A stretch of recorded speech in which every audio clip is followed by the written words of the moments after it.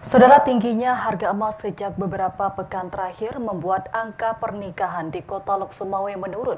Kondisi itu membuat Majelis Permusyawaratan Ulama setempat menghimbau masyarakat untuk menyederhanakan mahar agar lebih mudah dijangkau oleh pasangan yang ingin melangsungkan pernikahan. Harga emas di Kota Lok Sumawe melambung tinggi sejak beberapa pekan terakhir, yakni mencapai Rp5.550.000 per mayam atau setara 3 gram. Tingginya harga logam mulia ini membuat angka pernikahan menurun, mengingat masyarakat Aceh umumnya menggunakan emas sebagai mahar pernikahan. Wakil Ketua 1 Majelis Permusyawaratan Ulama atau MPU Kota Lok Sumawe, Tengku M. Rizwan Haji Ali menyebutkan, jumlah mahar pernikahan yang digunakan masyarakat Aceh saat ini bervariasi, mulai dari 10 hingga 50 mayam. Kondisi ini tentu memberikan dampak bagi pernikahan di tengah tingginya harga emas, karena ada yang terpaksa berhutang hingga menunda pernikahan akibat tidak mampu menyanggupi mahar yang disyaratkan oleh keluarga mempelai wanita. Menurut Tengku Rizwan, mahar pernikahan tidak selalu berbentuk emas, namun juga sesuatu yang memiliki nilai manfaat untuk diberikan kepada wanita untuk dinikahi.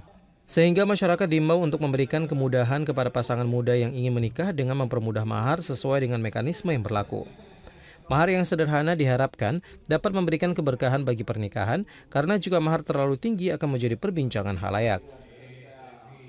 Kita harus kembali kepada pedoman agama.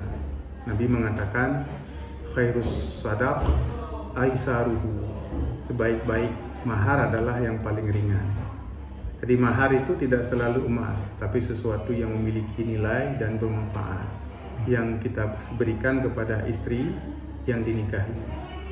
Nah, oleh sebab itu maka di dalam tradisi dan masyarakat kita harus memberikan kemudahan kepada pasangan muda yang ingin menikah dengan mempermudah akad nikah itu dan mempermudah mahar.